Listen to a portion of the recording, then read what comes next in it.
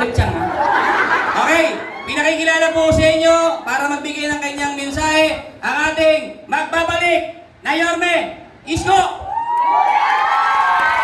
Moreno Umagoso. Ayun. Pwede makisuyo yung sa likod para makita ko rin sila. Ayan. Magaganda yung nasa Quadli. Yung nasa harapan may asim pa. Magandang hapon sa inyong lahat. Pasensya na kayo. Magpapauna lang ako dahil meron akong habuling alas 4. Usually, ako naman ang huli nagsasalita. Nakiusap ako kay Chichi na kung po pwede, magpauna lang ako. Dahil gusto ko kayo makita.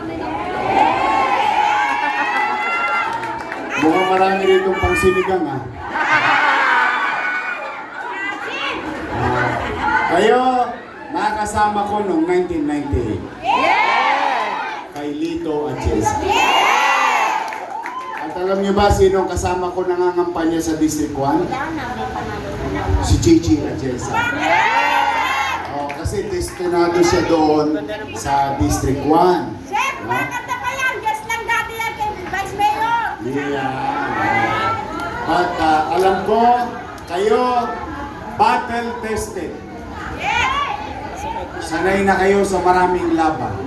Yeah? Kaya ako naniniwala na maganda ang magiging kapalaran o tagumpay ng Yorme's Choice dahil gusto kong ipaalam sa inyo na magkasama na ang tatlong pinakamalalaking organisasyon sa buong Maynila. Una, kayo, kababaihan ng Maynila. Pangalawa, ang inyong mga partner sa 5th District na kapwa nyo kababaihan, nagkabati na ang kabaka sa 5th District ng Maynila. Ibig sabihin, yung kabaka sa buong Maynila at kababaihan sa buong Maynila, magkasama na. At kami naman, may konti kaming dagdag. Ang kaagapay sa lungsod ng Maynila. So, gusto ko lang i-share sa inyo ang himagsikan sa Maynila. Bakit? KKK. Kababaihan, kabaka. So, ang punto ko, I think, sa dami ng hirap ng laban ninyo, siguro natin, sa dami ng hirap na pinagdaanan ninyo sa lahat ng laban tuwing may halalan, I think ito ang pinakamagandang laban natin. Bakit? Tingnan mo noong araw, siyempre magkakalaban yung kabaka, kaagapay, kababaihan. Pagdating sa iskinita, nagkaganyanan. Tama ba rin? Siyempre, kanya-kanyang iwasan. Ganun ang nangyari. Pero ngayon, pag nakita mo yung kaagapay, uy, mare. Pare. Pag nakita mo yung kabaka, uy, mare.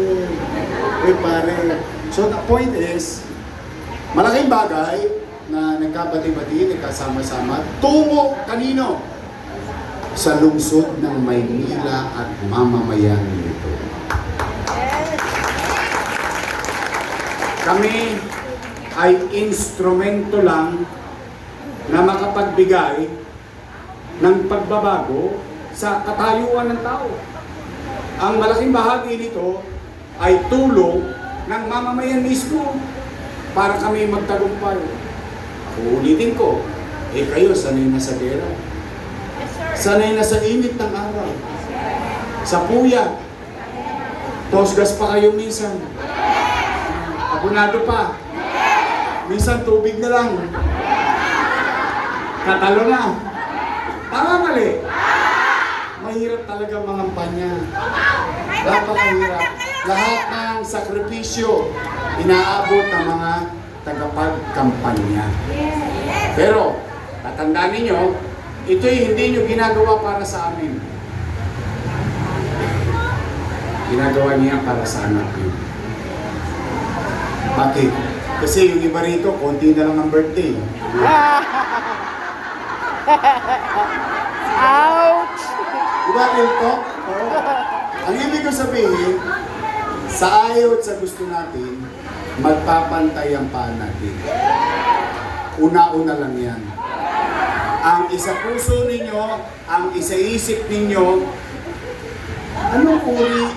anong uri kaya ng gobyerno iiwan ko ang aking mahal sa buhay? So yun ang tinatayan nyo. Yung mga konting pamantika ng labi, baliwala yun. Pansamantala lang yun. Ang ipinaglalaban nyo dito, kinabukasan ng ating pamilya, pamilya ng ating kaanak, pamilya ng ating mga kumpare, pamayanan at buhay-buhay ng mamamayan ng lungsod. Yan ang huwag mawaglit sa isipan ninyo habang kayo'y nasa gitna ng init ng araw. Yun naman, dahil mainit ang panahon, tingnan po ninyo, umiinit na rin ang politika. Napansin ninyo, dati isa lang ang naninira sa akin. Ngayon, dalawa na. Kaliwat kanan na. Dati ako agahan, tanghalian, hapunan. Ngayon, pati pulutan sa inuman, ako na. Pero ako, ito masasabi ko sa iyo. Huwag kayong papatol. Huwag kayong makikipag-away. Bakit? Pag nakipag-away ba kayo, kapakinabangan niyo yun? Kapakinabangan lang ng politiko yun. Tama mali? E bakit nyo paliliitin ng mundo nyo? Dahil inaaway nyo yung isang tao. Hindi. Huwag kayong sasali sa mga panira. Huwag ninyong gagawin yan. Ang payo ko, katulad ng payo ko sa Kagapay, magpakababang loob kayo. But you have to be firm. Habang mababa ang loob natin, ang importante, matigas naman ang kalooban natin na ipaglaban yung ating paniwala na ang ating kandidato ay may resibo, may pruweba, may nagawa. Kaya sa dami ng nangyari at nagawa, kulang na yung oras ninyo para ipahatid yun sa inyong anak, sa inyong kamag-anak, sa inyong kapitbahay. Kasi ang gusto ng kabila, sagutin nyo na sagutin yung panira. Pero wala pa silang naikwentong gagawin. Pero yung makapanira sila ng kapwa, okay na sa kanila. Huwag niyong gagawin yun. Magpakababang loob kayo, pahabain ninyo ang kamay ninyo, umakap kayo ng umakap ng tao. Humayo kayo at magparami. Dahil nanunuyo kayo. Meron bang nanunuyo, sinisiraan mo yung kandidato? Meron bang nanunuyo, sinisiraan mo ang kalaban mo? Dapat suyuin mo at ipakita mo na itong kandidato mo ay karapat-dapat. Tama o ba? Yeah! Yung ba ang gagawin natin? Yes! Magpakababang loob, huwag manira, hindi kailangan makipag-away. At the end of the day, matatapos ang halalan 67 days from now. Malapit na. Konti na lang. Babalik na ba tayo? Talaga? Sige. Isa lang ang pakiusap ko. Kung po pwede, huwag na kayo maghalo ng iba.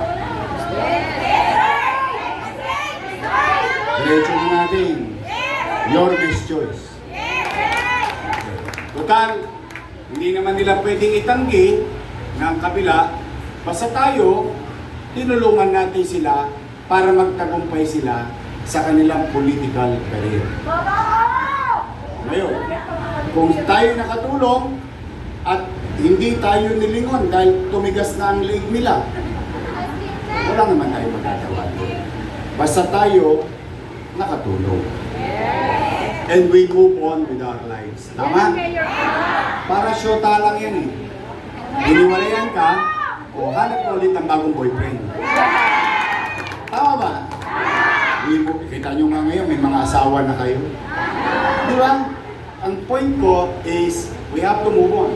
So, kung tayo nakatulong sa kanila, tayo naglagay sa kanila sa pwesto, magsama-sama rin tayo, tayo rin mag-aalis sa kanila sa pwesto. Tama?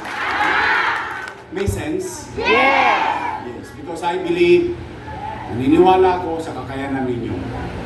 Naniniwala ako na kaya niyong gawin. Nagawa na dati, kaya nating gawin muli. Okay? Partikular na yung ating congressman. Ano ba?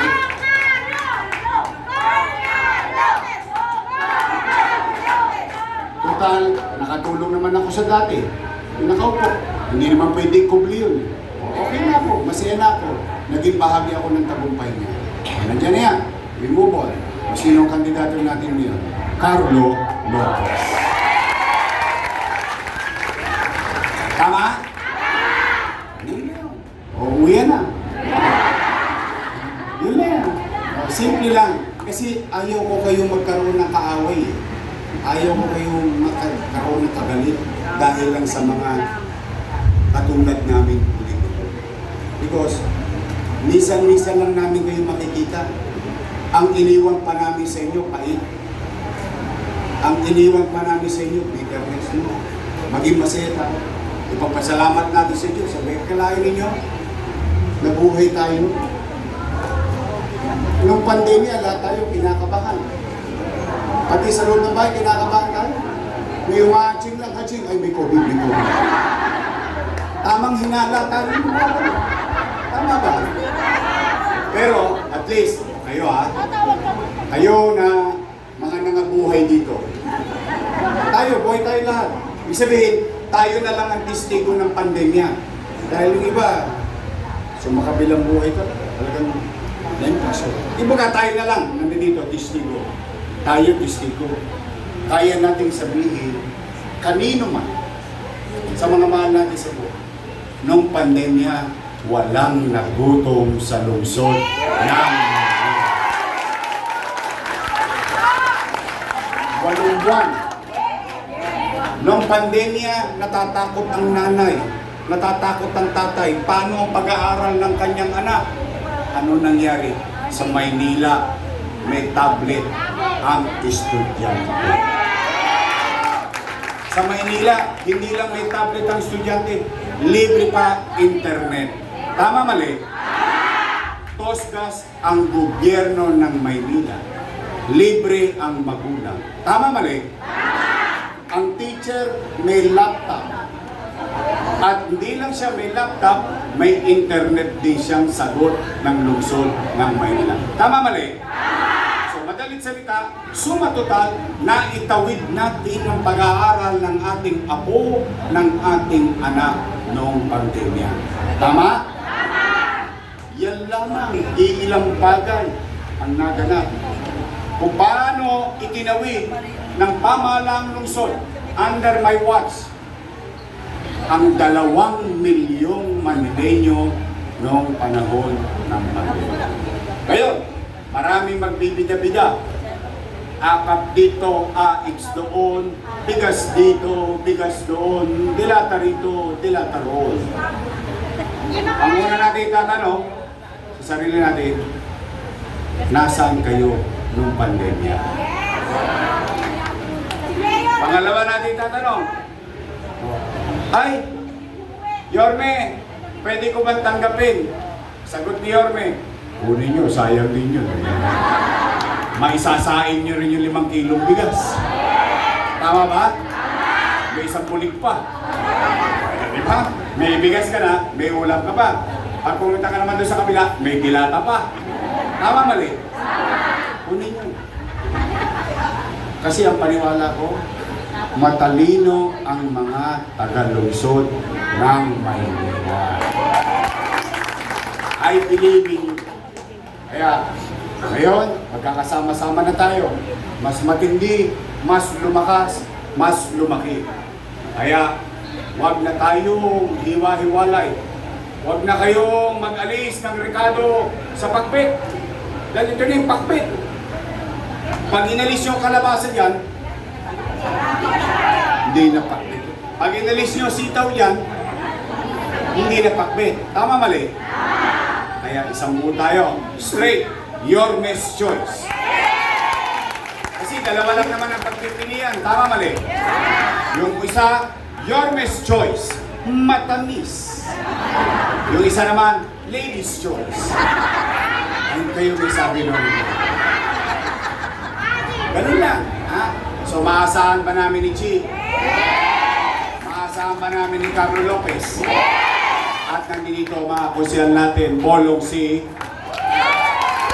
Nico Evangelista, Romel Miranda, at yung kamag-anak nyo. Bilib ako rito, daming kamag-anak. Kamag-anak nyo ba talaga to?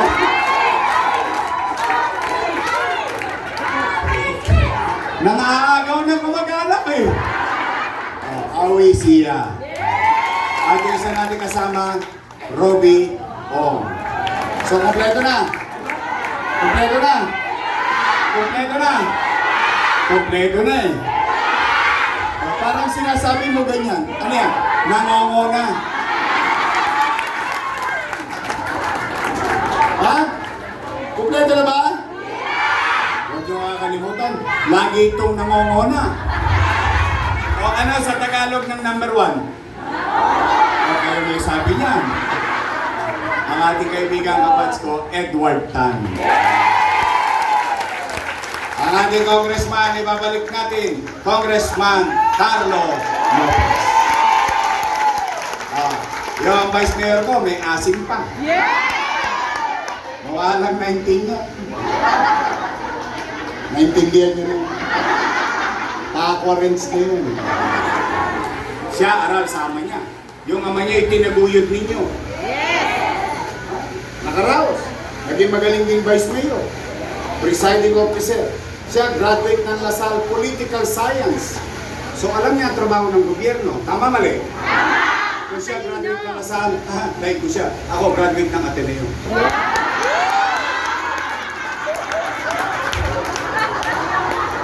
Parang ayaw niyo akong paniwalaan. Ateneo de Tondo. Tondo High School. Ang ating Vice Mayor, Chi Atienza. Completos Ricados. Wala nang itatapon. Bechin na lang. Sino bechin? Kayo. Kasi kayo magpapasarap ng laban. Okay? Mabuhay ang kababaihan ng Maynila. Kaya nyo ba? Babalik na ba tayo? Samahan nyo kami ni Chia Chesa. Ito ang iuwi nyo ngayon. Ibabalik ko ang kalinisan ng lungsod ng Maynila. Kakalawikin ko ulit ang mga tolongges na nang-i-snatch, nang-hold up, boy, lahat ng mga krimen na nagaganap sa Maynila, ibabalik ko sa inyo ang kapanatagan muli ng pamumuhay sa Maynila. Ibabalik ko ang gamot sa health center at hospital. At lahat ng mga nangyari na ganap nung panahon na ako'y binigyan ninyo ng pagkakataon, itutuloy ko, palalawigin ko pa. Lahat yan, kami dito sa Your Best Choice, hindi kami magtatagumpay nang hindi namin kayo kasama. Kaya samahan nyo kami, mga batang Maynila, mga kababayan ng Maynila, na may asim pa. Samahan nyo kami Together, we can make Manila great again. Magandang araw. Pagpalain nawa kayo ng buong may kapal. Manila! God first. Thank you.